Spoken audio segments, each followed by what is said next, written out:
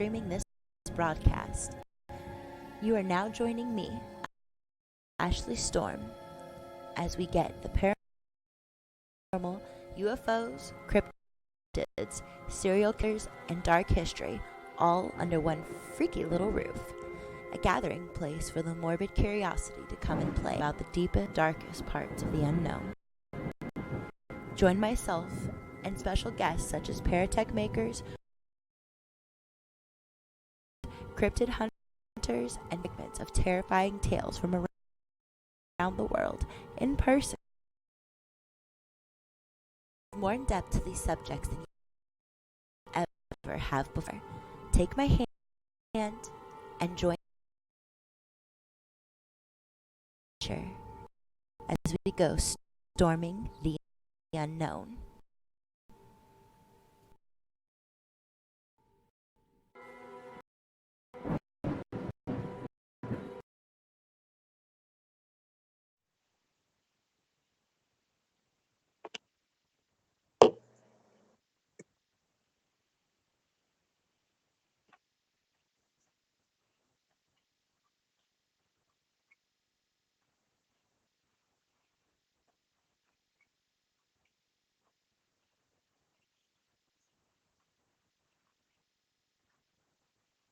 Ashley Storm, hey, thank you for having me on tonight.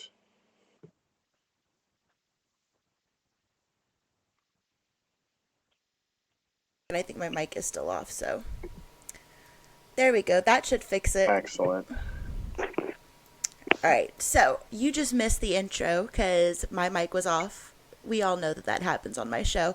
So, I'm Ashley Storm, RU Media Network, Storming the Unknown podcast, and over here is Mr. Adam Kimmell, the founder of Resident Undead, RU Media Network, and the owner of Madison Seminary from Madison, Ohio. Tell the nice people hello again since I didn't have our audio on. No problem, now that we're live. First off, I'm excited to do this show. It's been a while, and there's a lot to talk about. So I was even saying to you before we even started the show, let's jump down the rabbit hole. Let's talk about all the subjects, all the topics. And for anyone that tunes in and is listening, if you have any questions, throw them out there. Let's do it. Let's just do it. And you guys know, if you're tuning in, you've watched the show before, there's really no type of structure to it. So we can go anywhere you want to. Just remember to type the questions in and we'll get to them as soon as we can. Yeah, do it. One of the first things I wanted to touch base on was the fact that you guys had MadCon 2 this year, and you raised $2,100, correct, for cystic fibrosis? $2,500. $25. So the slide that I have at the end of this is wrong, but don't pay attention to me. Listen to the man. Oh, yeah, there was a lot of, where the numbers probably got skewed is a lot of money comes in even after we announce. It happened last year too because we got the 4,000, but our check said the other thing. It's always last minute stuff. More donations come in, but MadCon 2 is an annual cystic fibrosis fundraiser. We bring in various paranormal celebrities, friends, vendors, and literally the goal is how much money can we raise for cystic fibrosis? And the reason we do that is Chris Musgrove, a fellow team member of Resident Undead with me, his son has been diagnosed with cystic fibrosis, and I had not known about this disease until meeting Easton. And let's just say it struck a soft spot with me, and I was thinking, whatever I can do to help, whatever it takes. And ever since meeting him, I've told him whatever I can do. And with Madison, every summer, that MadCon that we do, there's a lot of properties that do paranormal MadCons and stuff, or not MadCons, but Paracons. It's whatever. You can take the money back into the building, do what you want, each their own. But I use our Paracons for cystic fibrosis research, and even in the last 2 years of doing this, we have raised a collective amount of $6,500. It's been super impressive. That's pretty amazing. I mean, especially because it's not just a bunch of, when you see the videos or the little collectives that have been put together on MadCon, it's not just a bunch of random people coming together.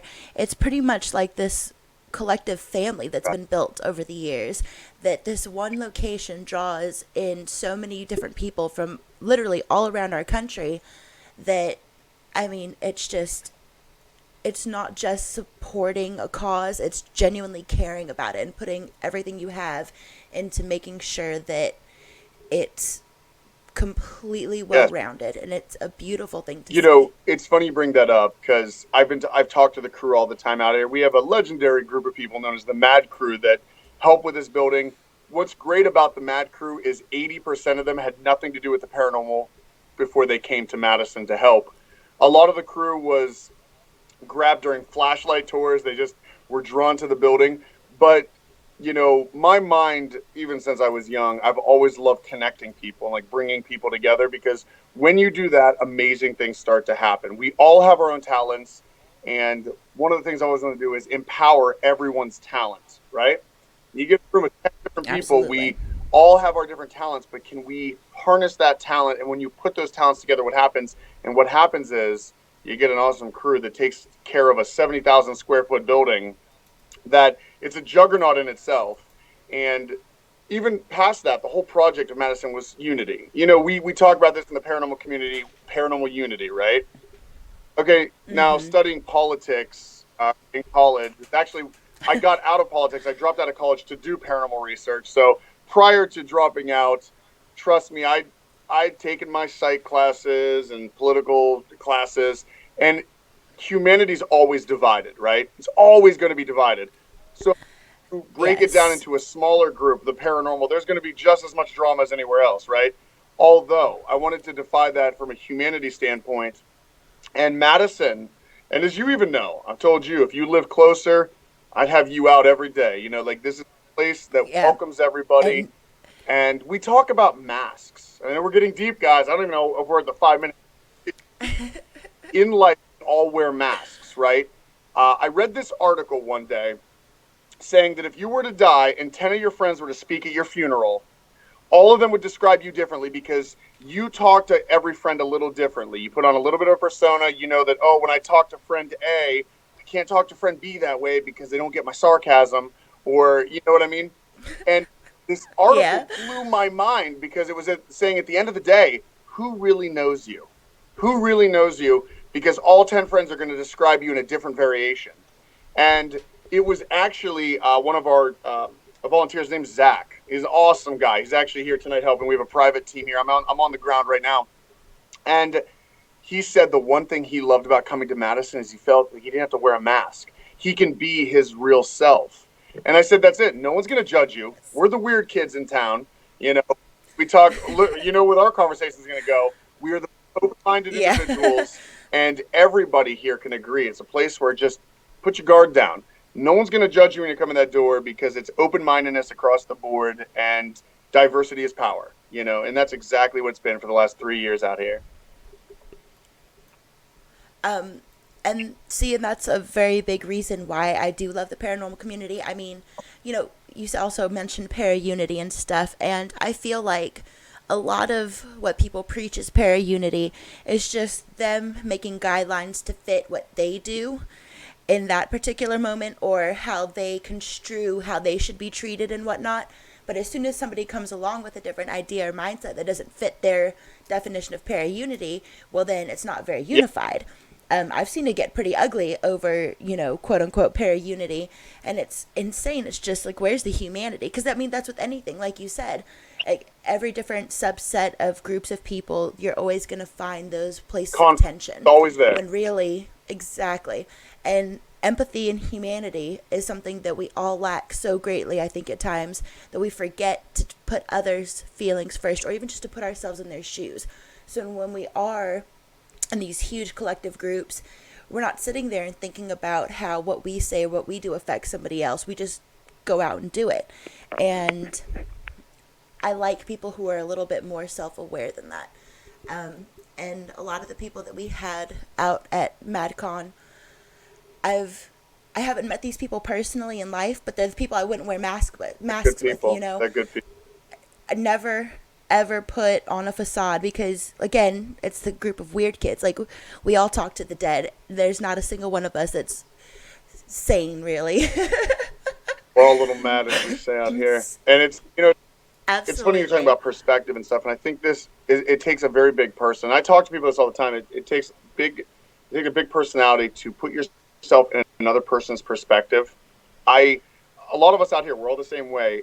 Whenever there is any kind of problem, the first thing I'll do is I'll put myself in that person's perspective to try to understand where they're coming from, right? I think this is actually a lesson across the board. Okay, this is not really just the paranormal alone, but like when you are dealing with people, put yourself in their perspective. Why did they come to that point and where now you have this conflict? See it from their perspective and then reverse engineer it, work back. And that's much easier to coming to compromise than any other way, But I see a lot of people, even in the paranormal, they're bullheaded. It's my way or no way. How dare you try to teach me? I'm an expert. No, dude. I tell everybody this. I learned one of the great things about having Madison is I have connected with the paranormal community in a way I have never before. There's a team here tonight. Joe Perry of Paranormal Oddities is here tonight. Up from New York, right? He's down from New York. Like, I haven't seen him since Indiana, down in Randolph. But the amount of teams that come in and the kind of knowledge that is being shared, I love back porch talk when I'm here. I mean, I'm not here all the time, but I am just exchanging ideas. And trust me, there's been things I've learned. I'm like, yeah, I never looked at it that way. That's really interesting. And there's been advice I can hand out, but that's the whole point. We're all learning and we're on a constant journey together. Well, it's also though nobody will ever know everything, and the second we stop ourselves from learning, the second we say we've learned all we can, that's when you start hindering yourself from growing at all. And growth should absolutely be continuous. There's never going to be a point that somebody reaches where they have all of the knowledge. We learn different techniques from other teams. I mean, the little collective of teams that I interact with, I rarely ever see this with other groups, but we share everything of each other's. We share all of our investigation videos, all of our shows. We share the evidence of other teams, which a lot of teams will not do because they only want theirs to be seen. But in the field of the paranormal, we all have that same goal, truly to show that there's evidence, there's proof, and to get it in the right way. But when you only want your stuff to be seen, you're saying, well, only my stuff is worth being seen, or I'm doing it the right way, so I'll show it, but I'm not going to show yours. That's being small-minded. And if we're going to get anywhere in the paranormal community, I mean, we should have gotten a lot farther at this point when you think about it. But it's pride that holds us back. And so it's very nice to always run into teams who have that same passion, that same drive, and just want the same result instead of fighting about it. It's insane to me that people fight about it. Two loaded topics you brought up that are perfect. Well, first off, the second half, this is some of the most important research. Let's talk about immortality. Let's talk about what's next. We live in comfortable lives and we don't think about this. Okay, these are the things that run through my mind, run through your mind. Everybody's kind of cool, but it's funny how when someone dies, instead of, it is in human nature to try to accept the situation of death. We just come to accepting it. You know what I mean? We know we can't change it, but for me, that's not good enough. I know we can't bring them back, but what if we still talk to them? What and help them? What if? Well, we can get to the next step by cheating. Like maybe it's something we weren't supposed to be able to do, but my scientific brain is completely denying that. Like, let's do it. If energy, there's a conversion of energy, where did it go? Can we get there and find out? Because, dude, life is rabbit hole. Let's do it, rabbit hole. Life is not the way we think. The world is not the way we think it is. It is much more in depth. I feel bad for people. They grow up in a filter. They think life is this way. It's from A to Z, and that was it. No, there is a much bigger picture going on here, and it's very alarming. So I'm just wondering, is this one journey along the way? Is Earth one destination and then that energy goes elsewhere? Does the energy come back to Earth? Are there multiple places it could go? The mind has to wonder, but trust me, we won't know until it's too late. We won't know until we die. And we're in that situation ourselves, being the ones being communicated like, fuck. Too late. It's too late. But I do think we are making good strides. And what everyone needs to know, we need to separate our differences, because this squabbling and pettiness is going to seem really stupid when we're dead and thinking, now we're not on that side. We can't do it. We may have all the answers on the other side, but it's very hard to communicate that to the living. And it may be some kind of advantage. There may be, and it could be even just sharing knowledge. You know what I mean? There's so many people that die that have so much knowledge that could have been taught to us, and then, maybe that's one of the keys of what we're looking for.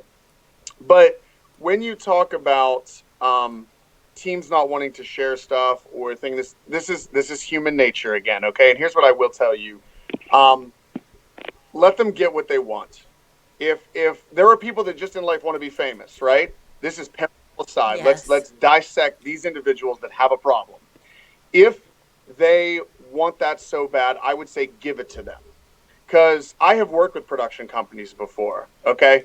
And it's so funny what these producers say, because the paranormal is the funniest thing to work in. That there was one producer, I won't name any names, obviously, but he was talking about how he hates paranormal teams. Like, he's just like, they're just so annoying. I don't know how they get views. They talk about how great they are, and so what? You can present a few EVPs, or, you gave us some great visual evidence. But are you able to perform as an individual? Like, why are we so hypnotized by Joshua Gates? I love Joshua Gates. I would hang out with Joshua Gates every single day. He is a natural explorer that is entertaining while he does it. There are only... You can hang out with me. There are only a few individuals in this game that can keep you enticed the whole way, and that's it, We don't want to watch. There are teams that in a heartbeat I'm not really into. Like, so what? Oh, great EVP, dude. We get those all the time. That's cool. But it's about sharing a story while you do it. So to these teams that want that, give it to them, because I guarantee when you've got $17,000 camera rigs, $100,000 production vans coming up, and they put a camera in your face, I bet you'll freeze. I could only wish you get what you want. Because if that's what you're in it for, you'll fail. But at the end of the day, like yourself, me, the entire inner circle, Mad Crew, it's like we get the bigger picture. And you know what? If TV shows come with it, then I will use my charisma to bring more people in this game, because this is something we all need to figure out. Absolutely. And I mean, when we have I don't necessarily find anything wrong in people who want a bigger platform to speak, because again, that's how we get our message out there. That's how our work and everything that we put into it is seen, and that message that we want given across is put out there on a bigger scale. But I mean, there's the right way to do it and there's the wrong way to do it, and you hit the nail on the head perfectly, that more than half of the people who just are in it to be famous, if they were to ever sit there and have the opportunity to do more with it, I know for a fact, like, I've seen some of the stuff that you do. I know that once that camera starts rolling, I mean, you wouldn't have much more to offer than just, the evidence. And that's a huge part of it. The TV aspect of it, you have to be entertaining. That's why they have Zach Bagans still employed. I mean, because he's not a very good person, but he's entertaining to watch, even if he is getting possessed every other episode. Yeah, I talk about Zach. I met him in 2011. I was on Paranormal Challenge, and we didn't get much time to interact. And I always try to look from the outside, the lifestyle of constantly having people, the privacy. You see celebrities go insane, and it makes me wonder sometimes. I really feel for it. Like, but again, you asked it for it. You knew getting into this, and I people that get into this entertainment business that want to take it to a bigger level, be careful, because I am totally fine with this. Like, when I meet people, and it's like they know my entire life. Well, they have the advantage. They have watched a Resident Undead, and that's exactly why I do it. I know that, and I love talking with those people. I love it. I love learning about everybody, and I love hearing their stories of what they've taken back from an episode or an investigation, and I love hearing their tactics. Trust me, I learn stuff all the time, and I'm always listening. And, I remember Chris was funny the first time we went to a convention. He was blown away. He's like, people were talking about things we've done, and I'm like, yeah, like, the beacon's out. The beacon's out, dude. And that's what it's about. But I can understand at a larger scale, it can be, you probably would get stalkers. You get people that are probably saying very ignorant, inappropriate things. And we're all humans at the end of the day. Some are stronger than others, but we all have breaking points to where if you constantly had people harassing you and all this, dude, it's going to take a toll. It's how strong are you and how far can you take it? But um, yeah, it's a wild ride. But even getting it out there, I'm not Resident Undead is not really it's designed to allow the underground to appreciate it because it's designed for ghost hunters. It's not watered down. It's very uh, intellectual, I feel at times, but the goal It's also very in yes, depth. the goal of a show, for what we're trying to do is get the mainstream. I want people that are not ghost hunters. I'm trying to get more people in because the underground, Ashley, once you're in the game, you're in the game. I don't see people leave. Uh, they say they may take a break for a little bit, but they come back. They always come. But getting new people in because we need more ammunition. If we can get more people in, perhaps there's an Einstein out there that just never was intrigued by paranormal research, but he had an experience. Came out to Madison Seminary, right? And he's like, oh, because that happened to me. I dropped out of college because I caught one EVP. Okay. Talk about a delicate timeline. Freaking endgame stuff, Doctor Strange saying there's 15,501 outcomes and we only win one.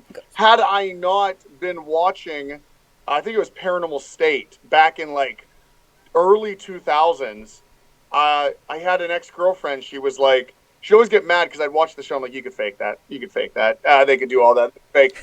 She told me to go out to a cemetery, and I've shared this story with a lot of people. Had she not told me to go out there and face it and see what's out there, the timeline would be very different. And if we want to talk about why everyone is so important, this is actually relevant. I know I'm jumping around, but like one individual can alter the timeline.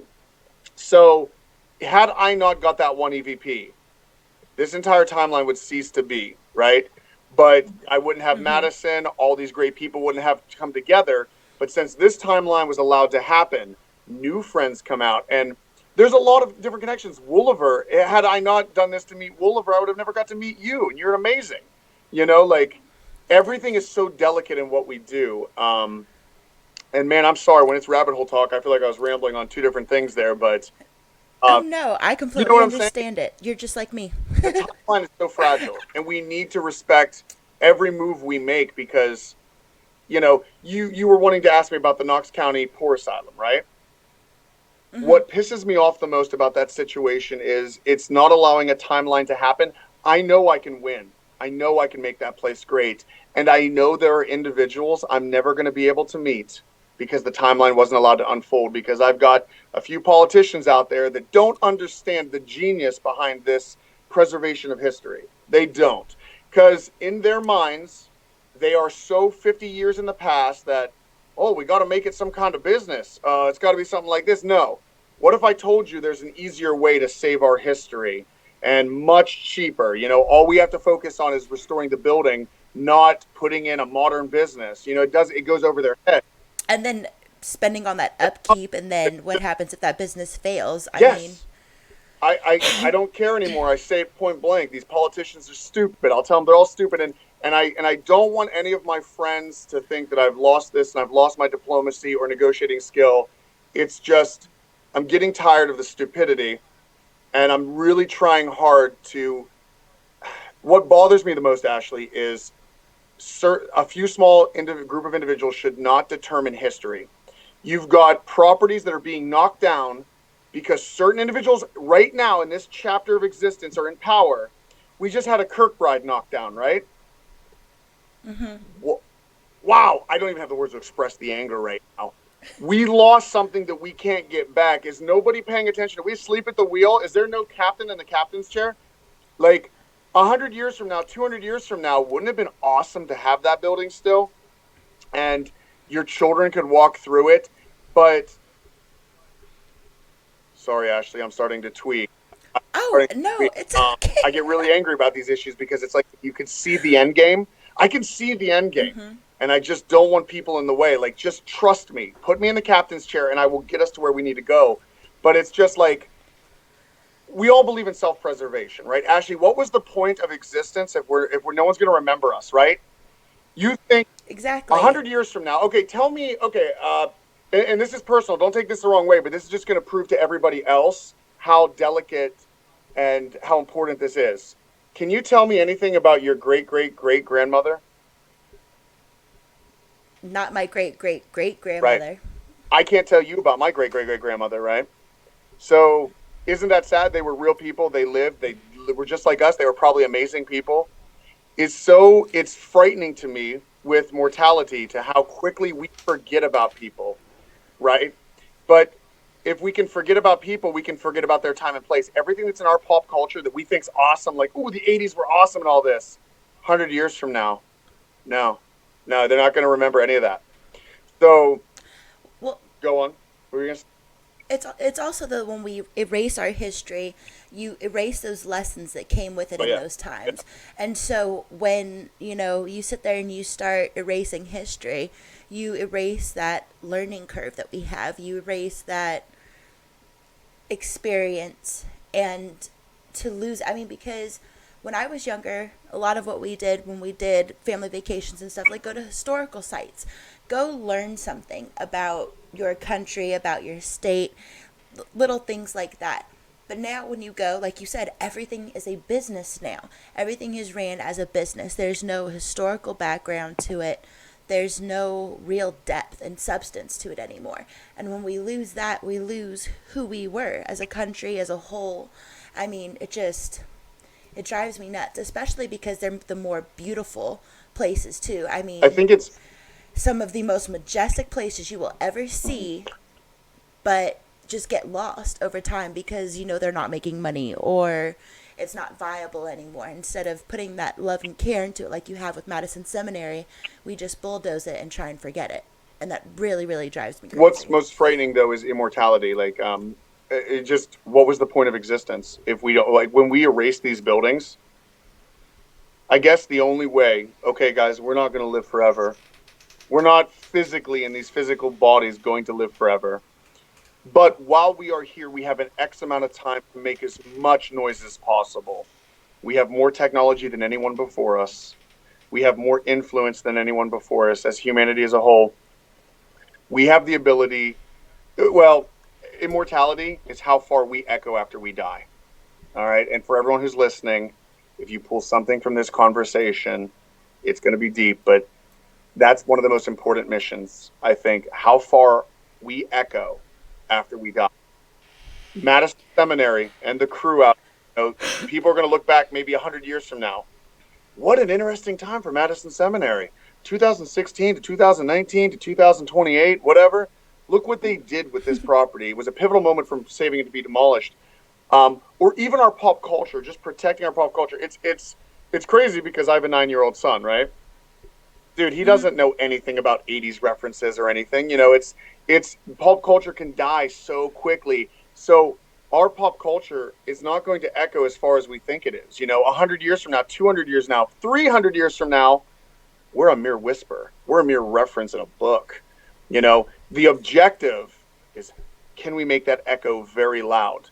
And I'll tell you what, guys, there is one way we can achieve immortality. If we figure out this paranormal puzzle, all of us will be remembered. We're all pioneers. The pie is very big for the taking. If we all work together, a lot of names will be remembered. This is more important research than landing on the moon, going beyond this earth. That is important research as well. But if we could find out what happens after we die, wow, wow, that would alter the course of mankind. You know what I'm saying? Like, imagine a future where we know, where you can talk to your loved ones. No one really worries about death anymore because you're like, oh, Like the actual spirit phones that Edison made, yes, like just pick it up and just be like, "Hey ma, how you doing on the other side?" yep. I mean, who knows? Especially because, like you said, um, our scientific prowess. I mean, it's just way more intense, and it's also way greater than it was even like 5 years ago. I mean, the equipment and the different types of technologies you can have now versus even just 5, 6 years ago, it's immensely different. It's ever growing and ever We can do changing. this. We have the technology. Hey, you watch The billion Marvel dollar movies? I man. love Marvel's references. Have you watched Endgame and Infinity War? I have watched Infinity War. I have not watched Endgame yet because my fiance and I have not had time Oh, off since it came out together, so we don't well, watch it I without won't each ruin other. it. Anyone listening I'm still doing spoiler. that loves Marvel movies, Tony Stark's dad makes a reference. He said Howard Stark was his name, and that's Tony's dad in the movie. And anyone who watches the Marvel movie, you watch this, you'll love this. It's so relevant. He says to Tony, I was limited by the technology of my time, right? And he was just basically saying to Tony that you are my greatest asset. You're going to figure out things I can't because I can only take it so far with the technology that I have. You look back to Edison. Not a big fan of Edison. I'm more of a Nikola Tesla. I'm more of a Tesla. Tesla. There you go. I What's would up? take if I was alive when Edison was alive, I'd take him outside and beat him. He was a monster. Same. Nikola Tesla He really could have was. could have taken us so much farther. But I honestly think he did figure it out, and that's a huge reason why the government stifled him as much as he did. He figured everything out. yeah, so we could get into deep conspiracy about that. I mean, even the way Nikola Tesla died and was in his hotel, and suddenly this guy It's just everything or the about it was FBI fishy. or somebody raided his hotel afterwards. Somebody raided it and took very, very important documents. The man was a genius. He kept saying stuff like, once you understand the power of three, you unlock the secrets of the universe. Okay, heed that warning. The dude's a genius. Somebody taking a pencil writing this down. The dude gave us a warning. We need to understand what he meant by the power of three. And he was already talking about how with the way he set up his Tesla coils and the amount of electricity that came through, he was able to speak with interstellar species, ETs. Beings.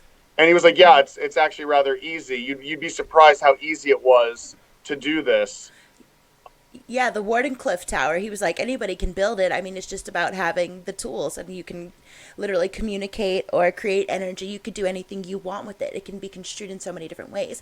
I actually use Nikola Tesla's line, if you want to understand the secret to the universe, think in terms of energy, frequency, and vibration. And I use that as my headliner for Profoundly Paranormal. Einstein made a reference to that and had said, everything operates at a frequency. Once you unlock that particular frequency, I believe it was Einstein. Don't get me wrong. I didn't think we were going down this deep in the rabbit hole, and I love it. We are storming the unknown right now. This is what I'm talking about. Everything's frequency, right? So Einstein was even saying that, levitation, things like that. I believe it was him. Don't quote me on this, guys. I'm spitballing here. Is that he understood how the Egyptians did what they did. I'm a big Ancient Aliens guy. There are some things I see that's like, yeah, that could be definitely outside interference. But I want to give the Egyptians more credit. I think they had a little more technical know-how than we think. That was 7,000 years ago. Okay? Well, that's hard to fathom alone, that was 7,000 years ago they were doing this. It's very easy for technology to be lost. For example, there is a theory that we came from Mars. The human species came from Mars to Earth because something bad happened on Mars. Okay, just take that story for what it is. But if only a few transports made it from Mars to Earth, and they did this like 40,000 years ago, 42,000 years ago, we'll give them the benefit of the next 2,000. Do you really think their ships lasted that long? Like that we would find the remains of these electronic devices? It would decay, it would rust, nature would take it over. And it's really quickly how if humans came from Mars, how quickly the culture would be lost within 3 generations, 4 generations. They're not able to make the technology they were able to do to Mars. For example, it's Walking Dead times, Ashley. Society has crumbled. Well, guess what? We're not coming back anytime soon because the grid's down. We have no computers that work anymore. We can't make computers. We can't make phones. All we can rely on is the tech that's still there. And once those batteries die or we don't have power sources anymore, dude, we're going back to horse and buggy. Like, you know what I'm saying? Speak for yourself. I'm setting up a hamster wheel and making sure that I can conduct electricity. Well, then I need to find my way down to Texas when the apocalypse goes down because you have the game plan. And we all have guns. Love it. Yes. But, rambling about that is just like, it's so quick these things can crumble. Where the heck was I prior to this? Oh my gosh, I'm everywhere on the board. Frequency. Oh yes, Egyptians and the pyramids. That he was saying that if you could create the right frequency, you could make things float. There's just a frequency to it, and I believe it. I believe what's going to slap us in the face one day is we're going to figure out how the Egyptians did it. We're going to be, oh, dude, it wasn't as we made be a simple disruption in the electrical field, and like literally just as simple as that, like a hoverboard that they said we'd have when we watched Back to the Future by now. Liars. Yeah, well, I know they have that technology. It's just, they don't want every jackass out on a hoverboard, because I'd be doing some pretty stupid shit, let me tell you what. Well, think about it this way. Like even with, or like flying cars, it's already dangerous that people can drive. When you really think about it, yeah. Like you're giving how many millions of people license to drive? Those are floating torpedoes, okay, on the road. And we have to trust that every driver is responsible. Nobody's distracted by their phones. Nobody's distracted by personal issues. That they're driving their car nicely. That's already scary out there, right? So we got to be careful. I've actually had... I said we got to be careful when we go out to drive at any time. That's a public disclaimer to everybody. Always be on alert, because there always be, drivers that may not all be there at the moment. But imagine if we gave everybody the ability to fly. Jeez, get out of here. You know what I mean? I had that conversation with the kids in my class one day. They were like, Miss Ashley, why don't we have flying cars? And I'm like, have you ever been on the road and your mom or your dad starts yelling at somebody on the road because they're not a very good driver? It's like, imagine that many cars and that many bad drivers in the sky trying to fly. Now, if people can't maneuver the simple basics of driving, flying would be much harder. You're really going to fail in the sky. Absolutely. Yeah. Yes, and then you have to sit there and think about air traffic alone. I mean, it's hard enough to get most planes to stay on point. The different technical difficulties or just intricacies that go into mapping out airspace. Think about this. We've had airplanes collide before, right? Exactly. Okay, if you look at the odds of that and the X-axis and the Y and the Z and all that, it's not like a road where it's two-dimensional. This is a three-dimensional playing field, and you collided in the sky. What are the odds? And that's just... Yeah, because people can't stop texting and driving. They won't stop texting and flying. We already have planes colliding in the sky, which is very rare, but it's happening. It sets the precedent. We have... A lot of the planes in the sky right now are very controlled. We got, the FFA controlling these things. But if you gave 3 million individuals the ability to fly, we would have collisions constantly. And then when they did collide, what about the collateral damage on the ground? That plane's going to hit somebody's house. It's going to hit a pedestrian walking. It's scary. So, guys, everybody listening, I do not think we will have flying cars anytime soon, because even if I was the government and I had that technology, I would not give it to us. Not to us. No. Even if it was like in the Jetsons where they actually have like their own little tubes and stuff that they go through, I still wouldn't do it. No, like I don't trust you to send me down the right chute. Yeah, people are gonna die. You can't even make the red lights work properly most of the time. Come on, man. It's crazy, but no, about with all this, dude. Do we have any questions in the feed? How much time do we got? We have about 40 minutes left. 20 minutes left. I was actually about to go to the live feed because we've had a lot of people commenting. Just say hi to everybody that's in here watching. Thank you for staying on. I'm sorry. I know we kind of got carried away, but that's what you came here to watch. So. Oh, we did. It's crazy. Hi, Addie. Hi. Let's see. Holly. Hi, Tina. Hey, Cheryl Lynn. Hello, Jeremy Jones. What's up, JJ? Hello, Jerry. Hello, Andrew. Addie would like to know if you're using your sour spray, if that's what you're using. Is it your sour spray? I don't know how. Isn't she blocked in the chat? How did she get here? No, she's watching you. It is sour spray. You're so funny. I tried to hide That's it too. hilarious. I tried to hide it. Zach brought it for me, and I was like, "Oh, my good stuff. This is the good spray." I like the warheads. Actually, my son introduced me to it, and I was like, "Give me that. You shouldn't be taking that candy. You shouldn't be taking candy face like that." I was like, "Damn, dude, I like this." I'm not gonna tell him though, but he got me hooked. Um, Hey Denise, hey Eric. I've tried stepping away. It always pulls you back in somehow. Let's see. Hello, Dan Porter. What's up, Billy Gerber? Hello, Becky. and I can't see anybody, so you're my eyes for me. I do not know. Yeah. I don't see any questions. So yeah, let's if anyone has any questions right now, I don't care how crazy it is. If it's something you want to know or something maybe we experienced together to tell everybody, whatever, throw it out there. If not, we'll keep going down the rabbit hole even farther. I was about to say we still have plenty to talk about. If not, Yeah. hey Goose. Hey Melanie. Hello, Darla. Hello, Addie again. She showed up back in the bottom feed. Okay, so no questions. Everybody's just kind of commenting on, they agree about the preserving history. Good. Some of them talked about how they've tried stepping away from the paranormal, but it always pulls you back. I completely understand that sentiment. I mean, I don't investigate really anymore since I got pregnant, but it's really like, it's not an addiction, but it's just that scratch that you feel you need to itch. I mean, when you feel so passionately about something, and this can be anything, not just the paranormal, it's just that beckoning, that constant calling you back because you just want answers.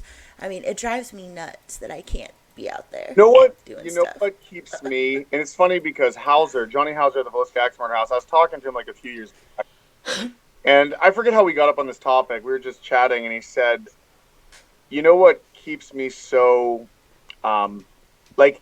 if you get into a lull after a while, we've all been there. We feel like we hit a plateau in the paranormal. Like, what do we do next? How do we spice this up?" And Hauser said, because he's in a similar situation, he runs the Velisca Expert House. I got Madison here with the crew. I love seeing people for the first time get so thrilled. And it brings back that nostalgia of when I got my first EVP or my first ghost hunt and how I was just so obsessed. And he said the same thing. He's like, dude, I'll get into these moments where I'm just like, I think I'm kind of over the paranormal. Like, it's just, and then he gets one team in there and he watches the excitement roll off of them. And he's like, I'm in it again. I'm in it. And just last night, we did our flashlight tours out here. We do them like almost every Friday. And Eric McGill, he's probably in the chat, was with me giving the tour. We killed it, Eric. We killed it. So good. Dude, we got deep. These kids took it to the face. We took them up to Sarah's room and we're like, all right, guys, there are 4 theories to what's happening in this room. We talked about, Slender Man. We talked about thought form. We talked about maybe there's a real dead child that's here.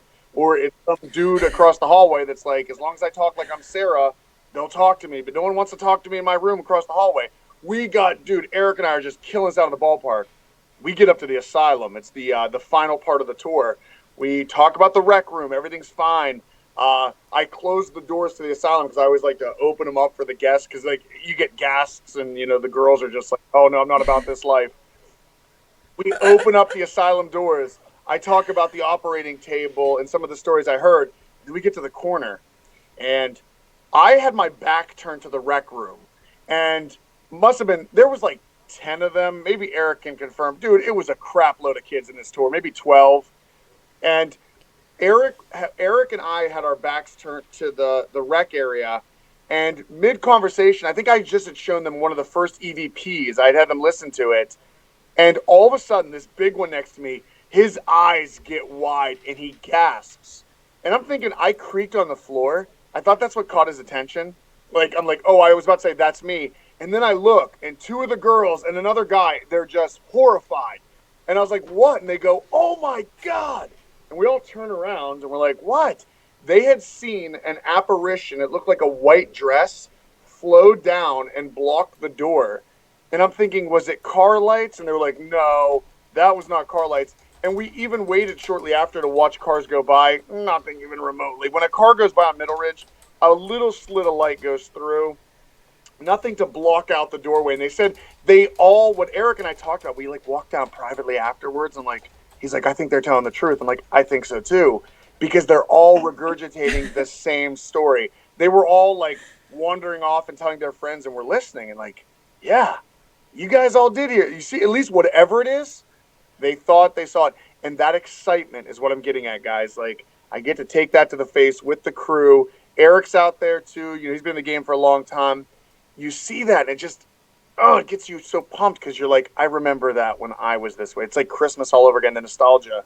And I'm very thankful for that. That keeps a lot of us in the game and going strong. But yeah, that's a primary example. I absolutely understand that sentiment because, I mean, I even still, when I go back to the locations I've been to numerous times, I still get just as excited as I did the first time because I know what's waiting for me. I know that it's about to be a hell of an experience, and just that connection alone, when you can make such deep connections with those spirits and those energies, I mean, it's like those places feel like home almost. And I feel like that's what Madison Seminary is for a lot of people, which is why I cannot wait to make it out there because I'm going to have a tent in your front yard. I got a back house. You find your way up to Texas. JP Doyle did the adventure. He did the Oregon Trail. And he had a blast. But, and I do mean that is an open invite. You will walk through these hallways. I promise you will. But, you said something very powerful about how going back to places you've been to. For season, I can't remember which season of Resident Undead it was, I started doing a lot of return episodes. Places I had been before, but maybe not with Ashley or Chris or Becca. And there was a nostalgia. Like when I came back to a place I'd been before, you're almost taken back to that excitement the first time you were there. You know what I mean? You're coming back into the same time and place you visited. Oh, God dang it, when it comes to explaining this. Like how a certain smell brings you back? If you were to smell, absolutely. It's like it's a trigger. It was so funny. I was at my mom's house. I was like grabbing some stuff from my place, and I found this old deodorant from had to be like early 2000, late 90s that I used to get, right? I'm one of those people. I was getting the same deodorant, the same shampoo, the same I'm a simple ape, okay? It works. Don't mess with it. So I get this deodorant and I smell it, right? And oh my God, that smell took me back. I remembered so much. Funny how one smell brings you back, right? Or one food, one taste. You're like, oh my God, it's been 20 years since I've had it, but your brain doesn't forget it. Well, guess what, my friends, my paranormal investigating friends? It's the same thing when you go back to a property, because no matter if you were in a bad place or a good place, when you investigated, it just brings it all back. You're like, oh my God, I remember when I first hear what was going on in my life and where I was, and that energy definitely floods you, and kind of, like you said, it's just a trigger object. Madison was different, and this is kind of alarming for me to think about it, because people ask me this all the time, like, what was it about Madison? I don't know. I can't explain these things. But I just remember it was the second place I'd ever been to. I went to the Villisca Axe Murder House first in 2010. And then I think it was Madison was the second. No, there had to be somewhere before that. Maybe I was at Prospect Place or something. And I got called for Paranormal Challenge. Paranormal Challenge, that episode, if anyone wants to watch a funny ghost hunt, that was my third investigation ever. Third ever. And I got thrown into a show. I'm like, I don't know what I'm doing. I'm like making battle plans and theories. And, we were still, I still had some really big ideas. Like we did a ripple during the show, which I'm not sure if they were intrigued by that or like, hey, you can't do that. It's not part of the game. But I remember Madison being the third. And when I first came to Madison, dude, I hate to use this word because I'm not I don't want to sound like a Disney movie, but it was wintertime, so that was kind of cool. I hate winter, though, but it was cool, and it was so magical is the word I want to use. The way the light came in, and it was one of the biggest places I'd ever investigated yet. I mean, it's enchanting. Oh my God, just looking at it. Enchanting, as if magical, what's another word for magical? Enchanting, I just remember being blown away in the nostalgia of coming back and thinking, I remember when I walked through these doors I was cold as shit. I hate winter, but I remember putting the equipment down and being able to walk through this building alone. And I see it affect people the same way as me. Because there are people when I'm here, I'm like, hey, you want to just walk through the building? And I'm like, they're like, yeah, let's go. I'm like, no, just you. Just go. Walk through that building. Get lost. Get lost. Go. I did it. It's what got me. It's different when you walk with somebody because you're kind of like attentive to them. When no one's with you, you're able to focus completely. And I remember 2000, it's either late 2010 or early 2011. I think it was early 2011. Walking through Madison Seminary by myself. It's wintertime. There's this majestic blue, like those windows are rolled. And the way when it was the magic hour and the sun was coming down, you know, it was like this nice blue tint. And I think in my life, I was just in a very good place, which I still am in a very good place. I've hit some dark times. We all hit dark times, and everybody, you can come back from it, okay? Don't get stuck in those lulls. But when I first went to Madison, I was in a very happy place, very good social life. And I realized that my life was turning around. You know, I was 26 when I started doing this. I'm 35 now. It's been 9 years. So it didn't get good for me until my 30s. So for anybody right now in life, you know, if you're in our age group, dude, there's still a lot of time to make things happen. So don't be hard on yourself. But, you know, I just remember walking through and all the social things are going through my head, like the fun. And here's another thing what I'm getting at. We go through these bubbles of life from birth to the end of high school. And then it's either go into the workforce or go to college. But we always feel like, you know, that bubble, we got all our friends. And then when we get out into the real world, we get kind of depressed because, Ashley, do you talk to a lot of people that you went to high school with? No, but I didn't talk to them when I was in high school, so I mean. You want to hear something funny? I was my senior class president, and I still don't talk to any of them. So, I mean, you think, though, in that time in your life that you have all your friends, and this is how it's going to be the rest of our lives. We're going to build houses and little tunnels in between underneath our houses. Then you graduate, and some go to the workforce, some go to college. I just went to college. I'm not a big fan of it. I don't highly endorse college. I just got a PhD in partying and politics. But it did help me with this kind of stuff, social politics and running places. But, you know, then you get out of that. What if I told you guys listening that every day you wake up could be the next day to change it all? You know, God, I sound like one of those stupid motivational speakers. What if I told you the next day wake up, you'll change your life? I'm a living example, and there's no screen underneath that's going to say some situations vary. I'm telling you, I'm giving you the secret. It's like, take life the way it is, dude. Just, you know, one day I just woke up and I'm going to go on this adventure of a lifetime. I'm going to go and I'm going to film locations. And I turned my life around. Not that my life was in a bad place, but it's in a way better place than it is then. But like, some of the greatest people I've met have been in the paranormal. Some of my best friends are in the paranormal field.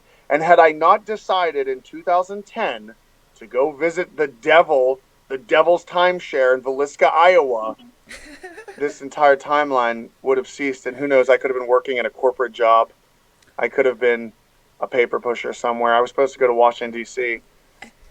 And what a waste of passion that would have been, huh?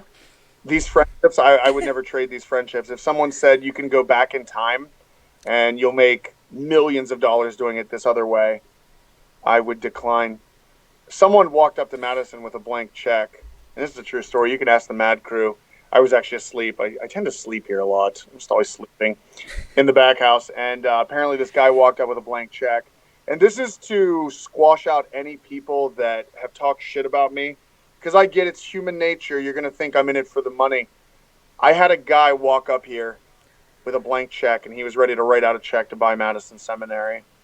And Josh, he's one of our volunteers. As a witness, I needed somebody with me because I was literally going to make fun of this guy. I knew I had a mission.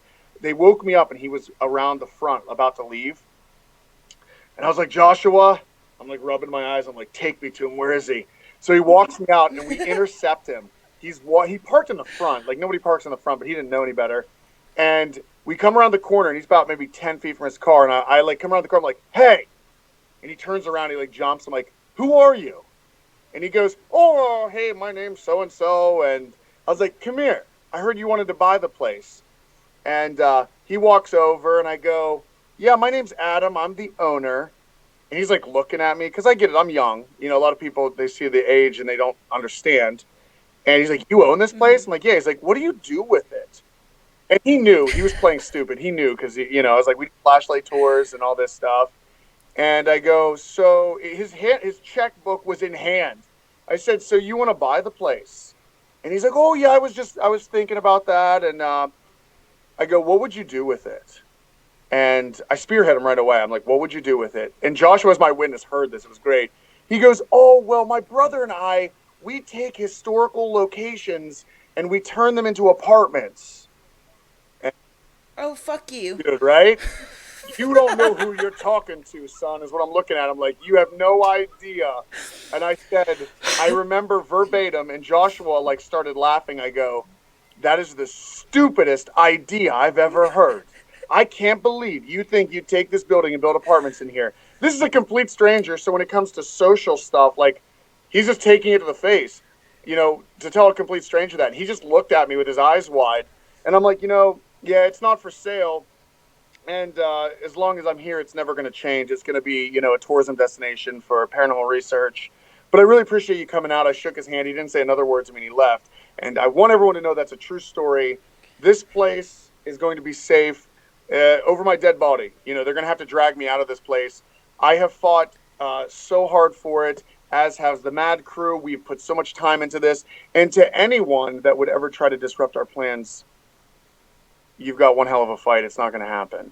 And that kind of gets, I know we're almost out of time, but that kind of passion is the same passion we can duplicate across the entire country. The paranormal community is a very vicious, a very talented, a very determined group of people. And together we could change the grid. We could change the world. We could really save history. Don't forget crazy. We're all a little mad, right? Some more than others. I mean, I have no qualms about admitting that. I mean, who wants to be normal anyway? That's overrated. So we do have a few questions actually towards the end of this. So just go ahead and get some of these answered, and then we will wrap it up, sir. So Jerry Zavalos is asking if you are ever going back to Rolling Hills Asylum. I would love to. Jerry, I know Jerry, actually when we did the Paranormal Challenge, Jerry, my man, you were sitting right to my left. I remember everything, okay? I'm a very visual person. We had our premiere party for Paranormal Challenge Rolling Hills Asylum at the Knickerbocker Hotel in Linesville, Pennsylvania. And Jerry, you were sitting directly to my right while we did this. We had about 15, 20 people. It was just a viewing party. Jerry hails from New York. And excuse me, I'm trying to remember, Elmira. I think he's from Elmira, New York. How much of a creep am I, Jerry? Did I still remember all this randomly? I remember a lot of information about people. So yes, would I go back to Rolling Hills Asylum? Yes. Sharon Croyle, if you're watching this, you know what? I don't care. I don't care. I know who I am in this game and what I do. Sharon Croyle, we talked. I gave you a phone call and you flipped out on me on the phone. And I really don't appreciate the attitude. She was saying something about history and teams doing history. I don't care what your PTSD is. You need to chill. I actually called you. Maybe you don't remember this conversation, but I didn't take it very nicely.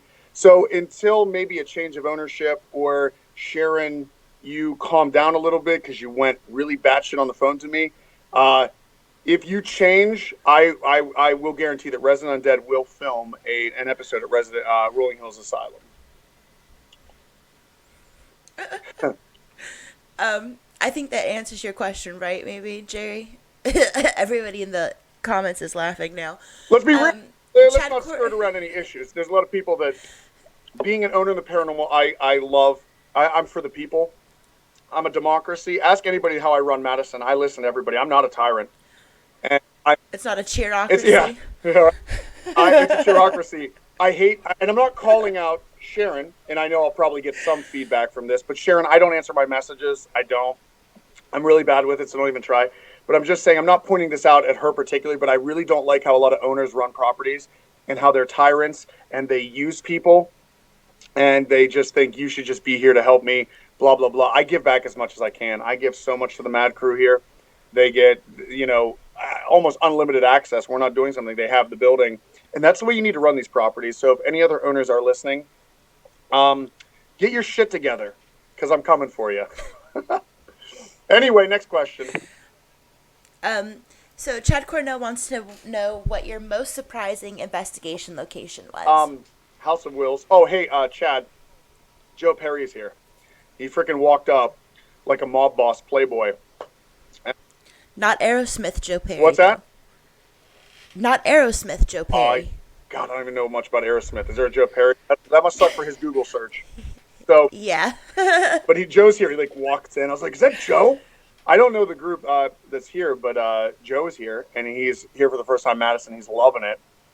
But most craziest investigation was the House of Wills. I was very scared. That was a really bad neighborhood and a bad energy in that building. I'm not a big demons guy. It's not that I don't think maybe demons are real, but I just think if you were a prick in life, you're a prick in the afterlife.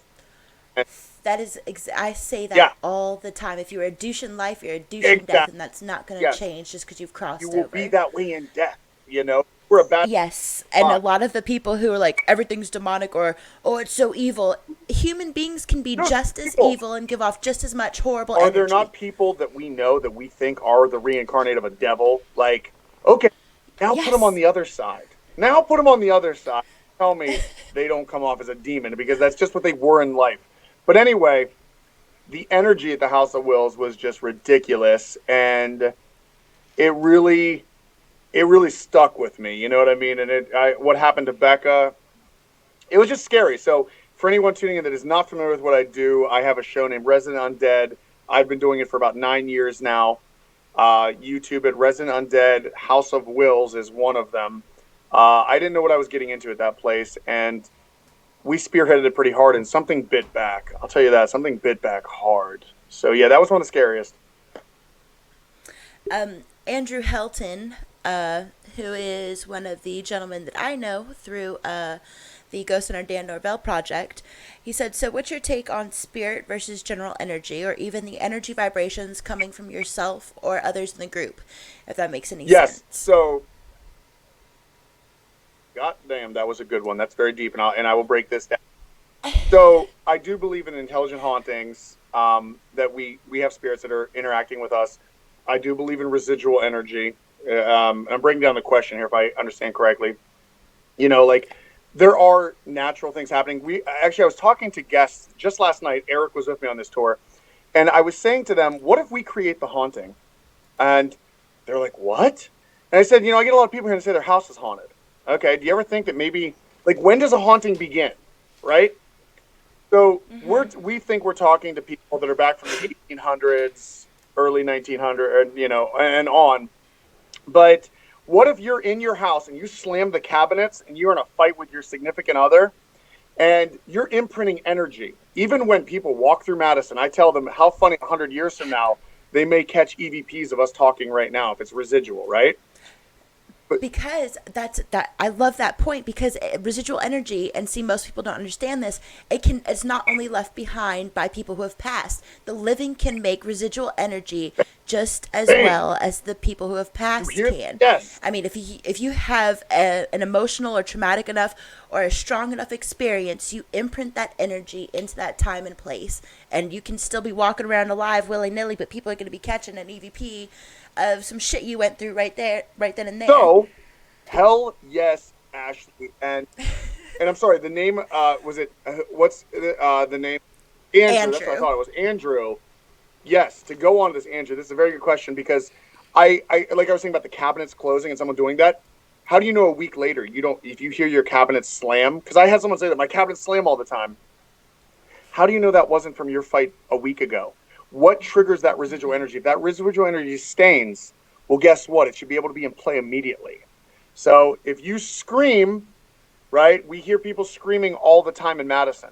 How do we know that's not from a guest 2 years ago that screamed because they saw somebody, like one of our staff just had me in a corner, because we have watchers and they scare the shit out of people naturally. We don't pop out at anybody, but they'll just stand around the corner because we make sure we don't lose anybody. And we get people to scream all the time because they just didn't know they were standing there. And how do we know that scream didn't come from that? Why do we think it's someone being murdered from 20 years ago here?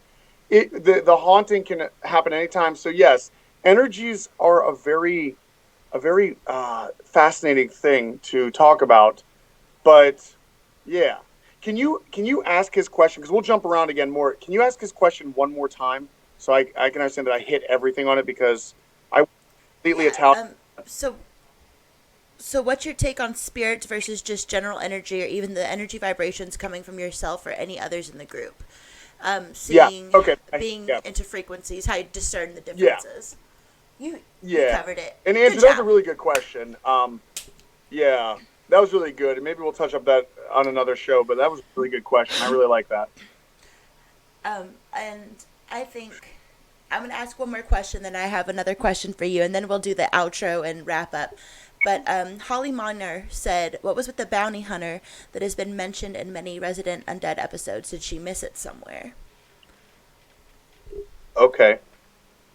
Um, that was a very good one, Holly.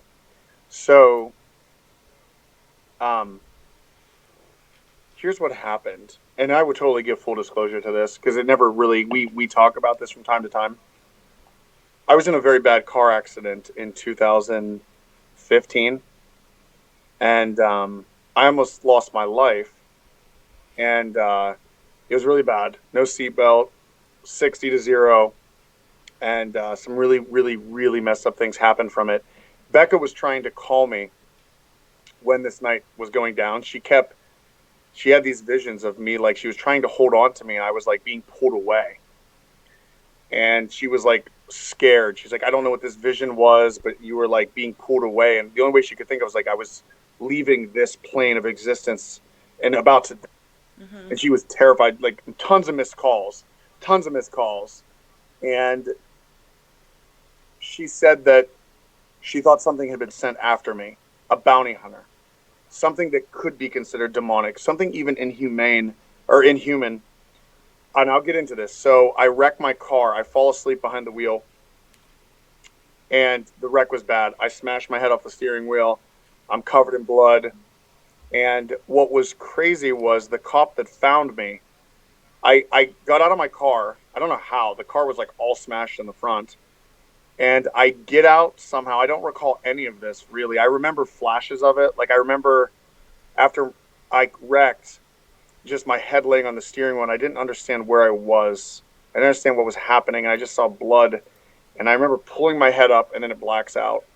And then I remember fighting the door and my legs being stuck, like really, because the dashboard had come up. And I remember fighting the door a little bit and then blacking out, because I had a severe head injury. And then I guess apparently I walked down the road covered in blood, and a state police officer found me. And the only thing I said to him was I pointed back at the car wreck and I said, he made me do it. And So they probably thought you were right, crazy as shit. but I heard Or this. drunk. And he had said this when when I talked to him later. He said, you pointed back at your car. I was a good 20, 30 yards away from the car, walking down the road in an unknown direction. I don't know where I was supposed to go, because I don't remember any of this until I got to the hospital. And he said, yes, you pointed back at your car and you firmly told me that he made me do it. And then you walked a little bit and you turned around again. I said something like, I told you, he made me do it. And then just kept walking. And what Becca had said later was, in her opinion of interpreting this, because she's not a big demon person either, but she said, somebody had sent a low-level demon after me. And you got to think, guys, if this stuff's real, people send out offerings. If there are good psychics out there, they're bad psychics. And you're right, good X-Men and bad X-Men. I always use the X-Men thing. What if, and Becca can do remote viewing. We can see the future. What if there was a corrupt psychic out there? Because I don't know who did this attack. If it's real, and I really, trust me, guys, behind the scenes, we don't want to talk about this. Like, I know I've got arrows aimed at me. Because what if I am disrupting somebody else's agenda? What if somebody else wants? And here's what I think: just work hard, you idiot. If you put half of your negativity even into like hard work, you could have 10 times more stuff I have. But what if somebody that was psychic and had the ability to remote view saw my path, like Doctor Strange shit, right? And saw that I was going to obtain Infinity Stones. And they were like, you know what? I've got to kill him before he becomes big. Because I'll tell you what, guys, had I died in that car wreck in 2015, no one would have ever known what was possible, right? We'd have never, this timeline, it would have just been, what a sad thing. Adam Kimmel died in a car wreck. You know, remember he did that ghost show for a little bit. And yeah, 2015, I was still in my infancy. I wasn't able to expand yet. So yes, this bounty hunter, somebody, from what we understand from the drawings, this thing was sent, and we were able to send it back. Basically offerings. Whoever sent this thing, it was offered my weight in gold, it said. I was worth my weight in gold. I'm kind of overweight at times. I'm like 220 pounds. That's a lot of goddamn gold. But according to this demon that was sent after me, I was worth my weight in gold. So I had, you know, long story short, we set up a counter offering, and we got this thing to go back from where it came from. Because you got to remember, they're just for hire. A bounty hunter's for hire. It's like a hitman. So, Well, it's also, though, when you use those types of rituals and you tap into that type of energy, the people who bring it forth, they actually end up paying pretty heavily for that price that price you pay to bring them forward. So I mean, you might be trying to harm. About this. There are people that do these kind of rituals. There are absolute people that try to summon things. And I'm from New Orleans. I know all about voodoo. You know, okay? That's right. You're in Texas now, but you're from New Orleans originally. Geez, you could lecture everybody here. New Orleans is the capital for of creepy shit. It's actually exactly, dude. Yeah. And for anybody, that's a whole other topic. But Holly, that was a really good question, and it was a little personal, and I do want to share it. Thank you. Because that was something I hadn't talked about in a long time, and I never really got to share it. We reference it in RU episodes because, again, we know arrows are aimed at us. It's more encouraging for me because I think somebody knows where the future is going. And I made a mission statement 10 years ago that I'm going to remap the grid. We're going to get more properties. I'm going to bring so many more people into this. And there is probably somebody out there that's pissed off that I'm bringing a lot of unity, because they don't have the skill set to do it. And that's fine. If you suck at it, you suck at it. But one of my skills are bringing people together, and I'm positively empowering people. And it's doing a lot of change. And maybe there's somebody that doesn't want to see that out there. And if there is one of the bad X-Men, one of the bad psychics out there that's aiming, well, keep aiming because you keep missing your target. So anyway, Holly, good question. What do we got next? That was all the questions from the viewers. But the last thing I wanted to touch on before we do the outro and get going is I'm very intrigued by the way that you run Resident Undead, because I do the same thing when I go into locations. I try and recreate that energy from that time era or the certain situational experiences that these people had in these places, because when you interact with that energy, when you try and recreate, because again, it's like a scientific experiment, and until we have a billionaire who's willing to fund us and give us a completely sterile scientific lab where we can recreate every single factor over and over again, a controlled scientific experiment, this is the closest we can get to it, by recreating that energy, by recreating that time frame, by giving them that energy to feed off of. And I think that the way that you guys do it, when it's so in-depth, because you actually have people acting out these scenes. I mean, you have every bit of it, especially the darker parts of it. I mean, I've seen episodes, where somebody's getting thrown into a river and drowned. And I mean, it's like all right there on camera. Yeah. You push it to a level that it needs to be pushed to at certain points, because we get so much better evidence that way. We're connecting with them on a level that literally makes it personal for us and for them. I've had multiple locations where those energies continuously seek me out or reach out or ask for me to come back and things like that, because we develop relationships by being that thorough with what we do. And I think it's also a huge part of that compassion that they feel from us, that we're trying to tell their story the right way. We're trying to get closure. We're trying to give true answers and real answers for these people. Resident Undead was designed to bridge the gap between science and psychic phenomena, right? I do believe heavily in psychic phenomena. I've seen a lot of great things. Rebecca is one of the best. I have put her through hoops for the last 3 to 5 years. I don't care what anyone says about Becca. I believe I know what she's capable of doing. So if you need more proof, go watch the episodes. I've documented her, and I was very hard on her in the beginning. She was mentored by Michelle Belanger, one of the world's leading psychics. I've worked with Michelle heavily, and my God, those two together are superior X-Men. Um, we had some. Michelle runs an organization known as House Keperu, and I'm close with a lot of them. Before Gather this year, she does a Gather where the Keprians get together and they all come in from across the country. New Orleans, we've had some. There's a lot of Keprians down in New Orleans. They come up, and I didn't expect to be embraced the way I was. Like I know a lot of the people in the organization, but I had an individual come up and just said, "Dude, I love your show, Resident Undead. I love how you do ripples."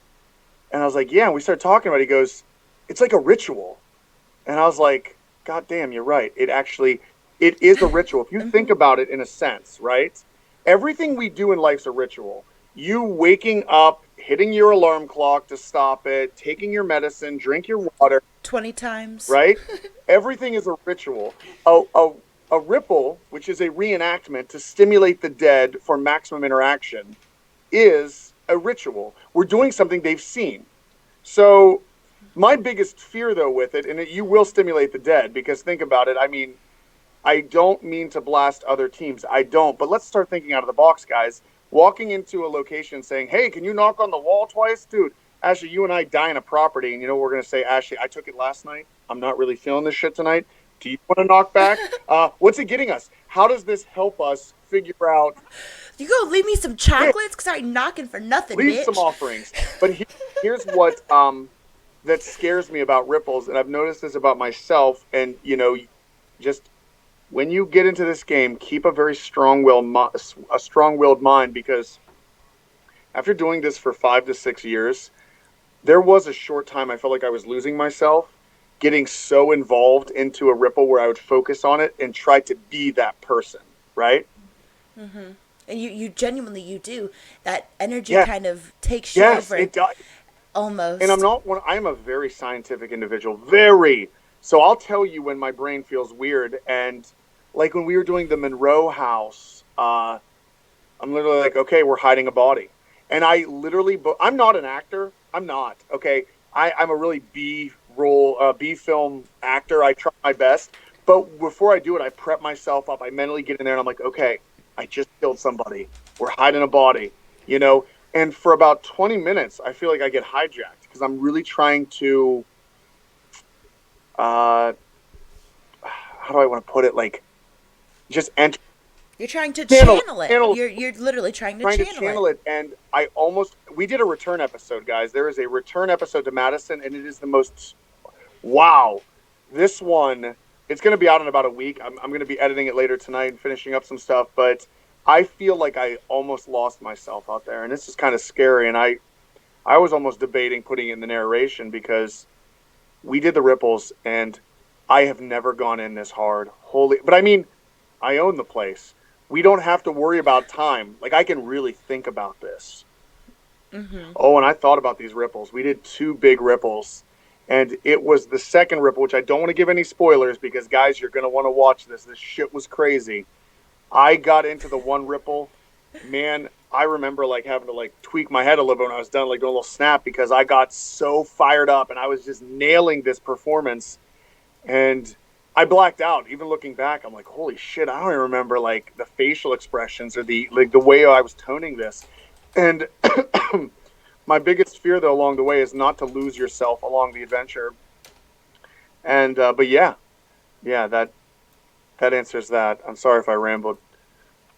Oh no, that was very thorough, and that's exactly what we need. So, but I mean, that's again a huge reason why what you do is taken so not even just seriously, but I mean, it makes such an impact on other people who want to go out there and try and get answers. There's more than just one way to do it. There's always a different outlet. There's always a different technique to try, and we should be incorporating all of And it every that's single the best time. advice to everybody that's listening. You have your own paranormal teams. Don't be afraid to just look out into left field, jump the fence, and run. Like be that wild, because if we're going to solve this puzzle, we have to think out of the box. I remember when I started doing ripples. There's nothing new. There were error cues, but they weren't doing it right. They weren't going as far as I thought they should. They would do a small little reenactment, see what would happen. Let's dress up, full blown, get as accurate as we can, and let's recreate it. Let's get ourselves lost in the moment of this ripple and see what happens. And I will tell you, some of the most mind-blowing EVPs have been captured during ripples. But that's the kind of thinking. People used to laugh. Oh my God, the people that's the guy that dresses up when he goes to hunt. And I'm like, yeah, because I feel like I'm smarter than you. But that's just it. Don't be afraid to be the smarter person in the room. Don't follow the status quo. Don't be a cookie cutter team. You do not have Or go outside the boundaries. Exactly. I mean, you're never going to get more Don't- results if you just stick to the basics. Don't emulate what you see. And if you do, it's fine. Be a tactic. Like I've seen teams do ripples. I think that's awesome. They're getting in it double checks our work. But let's just not emulate personalities that we see on TV as far as be yourself, be your most unique self, because dang it, guys, there's only one of you. There's 8 billion people in the world, and there's not. And they all want to be alike, and that drives me You're nuts. It's yourself. like, what's the point? You're our unique flavor. What's the You point? are our unique flavor of that, and once we lose you, it's gone. There will never be another you, and if someone is, they're a second best copy to you, but they will never be you. And any tactics, just think it out. You may be the individual to unlock the puzzle. Damn it, dude, it could be anybody. It could be anybody, and just don't be afraid to try it. Don't be afraid to think outside the box. I do want to let you know before we do the outro and we get out of here that if you ever want Josh Gates to narrate something for you, but you can't get him, I would more than gladly do it for you, because I do a really good Josh Gates impression because he sounds like Kermit. Oh the my Frog. God, I thought you had Josh Gates on. Is Josh Gates watching by you? He's been watching this whole time. I love making fun of him. I mean, he's very interesting to watch, but that voice gets me. I can't watch him for more than 15 minutes because then I just end up making fun of everything he says because of the way he talks. Josh Gates is I feel like he's a total bro. He does seem like he's so chill. We were just talking about this the other day out here because the crew was like, please get Joshua Gates out here. I'm like, all right, I guess we'll work on it. And I could watch Joshua all day, and Joshua never finds what he's looking for. He never finds any of his shit. But it's the adventure leading up to him finding nothing that I'm like, I could have watched that all day. I could have watched. That's one of our volunteers. He needs a cooking show. Denise, we were just talking about that, Shelly. We're you literally, I'm more I find it so humorous of his adventure just to get to ground zero. We're looking for old pirate treasure, or we're looking for this buried ship. Literally 90% of the episode is him getting there just to find nothing, but that 90% was hilarious. It really is. I love watching him just talking in general. Anything that he does, I can find entertaining. And I mean, again, like you said, for nothing, but we'll still sit there and watch it because it's entertaining as hell. Damn, Joshua got me again, didn't find it. Oh, wait, another episode, let's watch. Got me again. Dude, I could fall for it all day.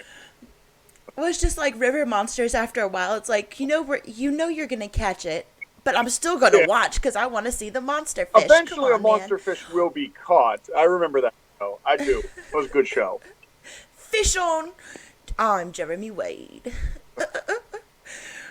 All right, so we're going to do the outro real quick. Thank you, everybody who tuned in tonight. I really appreciate it. I know Adam does as well. If you're just now tuning in, I see a few more people popping in, you guys can always catch us on archive. After this ends, you can catch it on our Facebook page, or you can catch it on Spreaker and Spotify now. You can catch Storming the Unknown and all of the other RU Media Network shows. I'm going to go here to the outro real quick. You won't be able to see any of this, Adam, but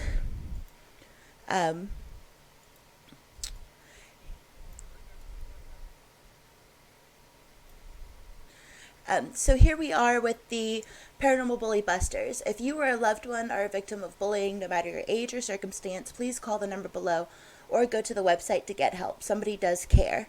We all care. At 877-NO-BULLY or www.stompoutbullying.org. You can also donate to the Stomp Out Bullying organization on this website. Remember that we live in a diverse society, and in fact, a society that's so diverse that we need to be aware of one another's differences.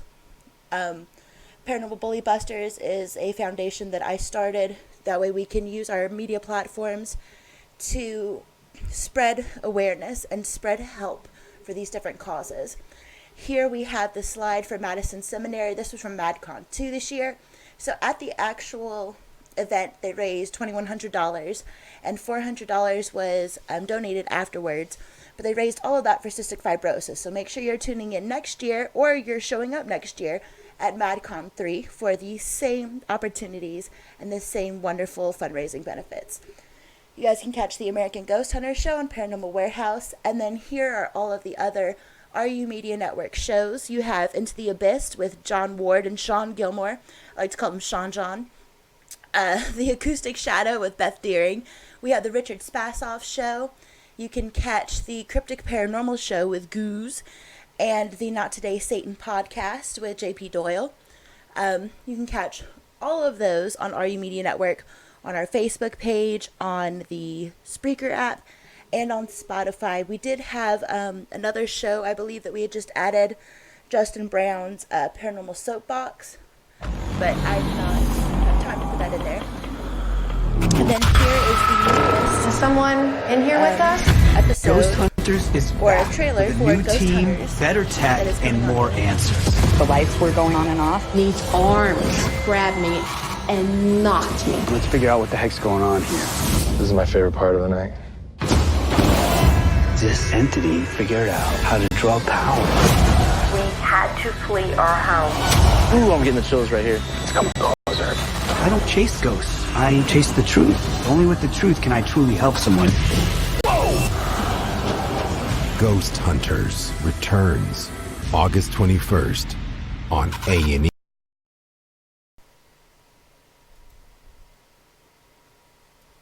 And the reason why I am promoting Ghost Hunters, not only is it a show that literally everybody knows, I think a lot of people even say, you know, that their passion for the paranormal came from being introduced to Ghost Hunters, because that was one of the original shows that came out.